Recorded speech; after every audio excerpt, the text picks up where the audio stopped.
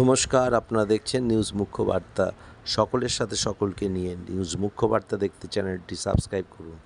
গতকাল রাত্রি 10:30 নাগাদ কামাখ্যা ধামে অম্বুবাচী মেলা উপলক্ষে পৌঁছলেন শ্রী পঞ্চদশনাম জুনা আখড়ার রাষ্ট্রীয় সচিব শ্রী মহন্ত রঞ্জিতানন্দ গিরিজি মহারাজ।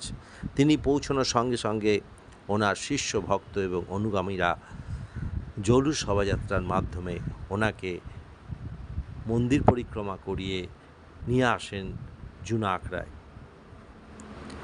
এই জুনা আখড়ায় আসার পর ওনাকে এক একান্ত সাক্ষাৎকারে বিভিন্ন প্রশ্ন করেন আমাদের কামাখ্যা প্রতিনিধি স্বামী নির্মলানন্দ গিরিজি মহারাজ। তিনি এ ব্যাপারে কি জানালেন তা আমরা তুলে ধরলাম। কামাখ্যা থেকে নির্মলানন্দ গিরি মহারাজের রিপোর্ট, নিউজ মুখ্য বার্তা।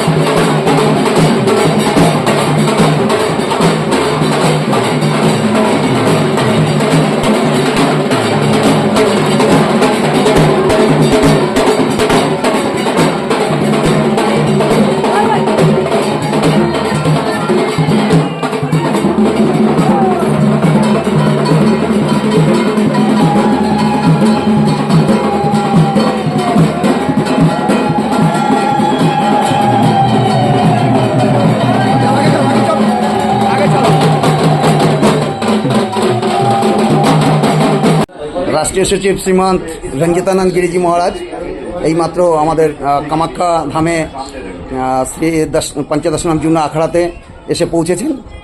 এখন ওনাকে স্বাগত করা হয়েছে। এবার ওনাকেই আমরা জিজ্ঞেস করবো যে ওনার এখানে আসার কারণ এবং আনন্দ কী ব্যাপার, এবং উনি প্রতি বছর এখানে আসেন বহু বছর ধরে, বাল্যকাল হইতে, এবং সেখান থেকে আজ পর্যন্ত উনি প্রতি বছর এসেই যাচ্ছেন। এই আশাতে ওনার কি আনন্দ, কি লাভ, কি লস, আমরা ওনার মুখ থেকেই শুনে নেব। গুরুজি, যদি আপনি একটু বলেন যে আপনারা আজকে এত রাত করে, এত ঝড় ঝঞ্ঝা পেরিয়ে, যেখানে প্লেন আসা ল্যান্ড করাই সম্ভব ছিল না, তা সত্ত্বেও আপনি কি মায়ের মহিমা তাই দিয়ে আবার এমন সময় এসছেন যখন বৃষ্টিটা পর্যন্ত নেই, আমরা খুব ভয় পাচ্ছিলাম। এই ব্যাপারে যদি আপনি একটু কিছু বলেন। जय गुरु जय सदानंद नमो नारायण, जय माँ कामाख्या। आज बहुत ही आनंद और खुशी की दिन है और मेरे व्यक्तिगत जीवन में बड़ा सौभाग्य की दिन है। यहाँ माँ कामाक्षा के दरबार में जन्म जन्म के तपस्या करने के बाद माँ का दर्शन तथा कृपा लाभ होता है। और माँ का कृपा हम सब पर इतने बरस रहा है कि हर साल, हर महीने, हर हफ्ते, हर पल दर्शन करने के लिए मौका मिलता है। और मैं तो वैसे कामाक्षा माई का मानुष पुत्र के नाम से परिचित हूँ और यहाँ बड़े बाल्यकाल से मैं यहाँ तपस्या किया हूँ।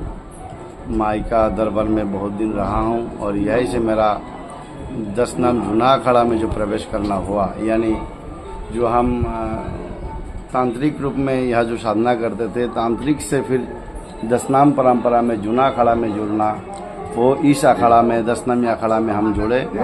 और यहीं से फिर हमारा जो है अगला साधना की परंपरा जो शुरू हुआ, पर्व जो शुरू हुआ, हम साधना करते करते गुरु महाराज के साथ, गुरु जी के चरण सेवा करते करते गुरु जी के साथ में आसाम के कामाक्षा देवी परशुराम कुंड होते हुए, त्रिपुरा सुंदरी होते हुए भारत के विभिन्न प्रांतों में अलग अलग जगहों पर देवस्थानों और देवतीर्थों और हिमालयों का परिभ्रमण करना और गुरु का कृपा प्राप्त करने के बाद जूना अखाड़ा में 2010 में जब यहाँ का थानापति नियुक्त किया गया, फिर हमारे सौभाग्य में हुआ कि एक माई के दरबार में सेवा करना। अब हम सेवा करने के बाद फिर जो हमारे परंपरा में अखाड़ा में होता है कि 3 साल, 6 साल या 12 साल के बाद, क्योंकि आजीवन के भी पद मिलते हैं, जो है तो वो अपने अपने तप करते हैं और बाकी जो नई पीढ़ी आते हैं उनके लिए वो अपनी जगह छोड़ते हैं ताकि हर किसी को सेवा करने का मौका मिले। इस प्रकार हमारे साथ भी हमारे जो गुरु महाराज है, हम सबके जो पूज्य है, वरिष्ठ है, परम पूज्य हरिगिरी जी महाराज ने जैसे हमें निर्वाचित किया था, चुनाव किया था और चुनने के बाद जब यहाँ का प्रतिनिधि बना करके भेजा, इनकी आशा की अनुरूप हमने सब गुरु भाइयों को लेकर के, सभी थानापतियों को लेकर के, सब भगवान के साथ लेकर के, यहाँ का जो मंदिर कार्यालय का जो उस समय का तत्काल का जो कमेटी था, उन सब का सहयोग से, यहाँ का प्रशासन के सहयोग से हम यहाँ इस अखाड़ा में आज की दो यहाँ तक इस पर पहुँचा।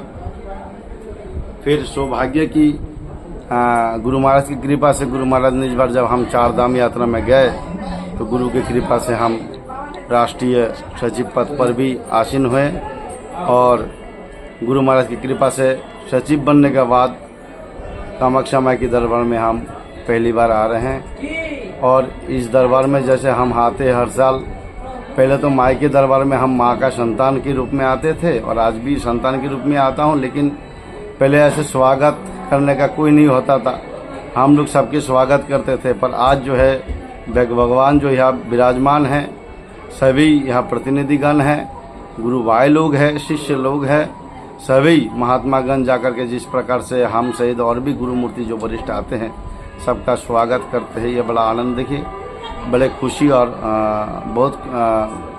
बहुत ही सौभाग्यशाली पल होता है।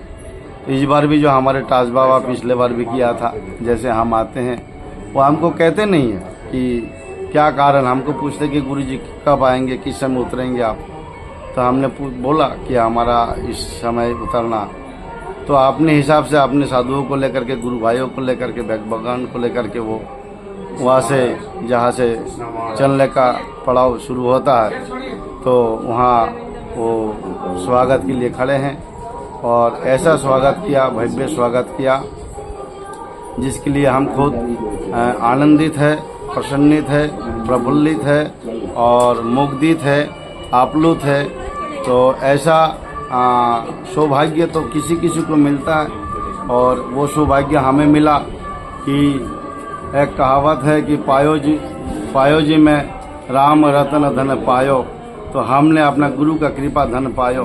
तो गुरु का सेवा करने से, गुरु का चरण दबाने से, गुरु के आज्ञा पालन करने से गुरु का कृपा आशीर्वाद इस प्रकार मिलता है, प्राप्त होता है, जो कि आज मुझे मिला। और मैं चाहता हूँ इस प्रकार सभी संतों को ऐसा मिले अपने अपने जीवन में, हर प्रकार, हर रूप में, हर जगह, हर स्थान पे, हर महात्मा को। सभी महात्मा पूज्य है, सम्मानीय है और आज जो हमसे पीछे है, कल वो हमसे आगे भी पहुंच जाएंगे। कब किसके ऊपर माँ का कृपा वरदान बरसे इसका मालूम तो माँ को ही मालूम है, इसका और किसी को नहीं मालूम होता है। तो हमें बड़ा खुशी है कि हमारे बाद जो मेरे गुरु भाई नित्यानंद गिरी और इसके बाद अब मेरे भातीजा शिष्य यानी भैग भगवान के स्वरूप जो गुरु भाई भी होते हैं। 10 नाम में एक नियम होता है कि धर्म ध्वजा के नीचे जो नागा बन जाते हैं वो गुरु और शिष्य दोनों गुरु भाई बन जाते हैं। और आज ये भी थानापति, मैं भी थानापति रहा इसी गद्दी का, तो जब बराबरी में आ जाते हैं तो वो भी दत्तात्रेय के शिष्य है, हम भी दत्तात्रेय के शिष्य, यानी दोनों गुरु भाई हो गए। भातीजा और चाचा होते हुए भी हम दोनों गुरु भाई है। तो हम इनको बहुत धन्यवाद देते हैं कि जो हम लोगों ने चलाया और इसके बाद जो मेरे गुरु भाई ने भी चलाया, इनसे भी बहुत बहुत अधिक और सुंदर भव्यता से आप चल रहा है अखाड़ा। हम चाहेंगे ऐसे जब तक दयानंद गिरी रहे वैसे ही चलते रहे और इनकी बात भी जो आए इनसे अधिक सुंदर और भव्यता से चला। ऐसा शुभकामना मैं दयानंद गिरी से सभी महात्मा गुरु मूर्तियों को देते हुए मैं सभी उपस्थित संत गुरु मूर्तियों का आशीर्वाद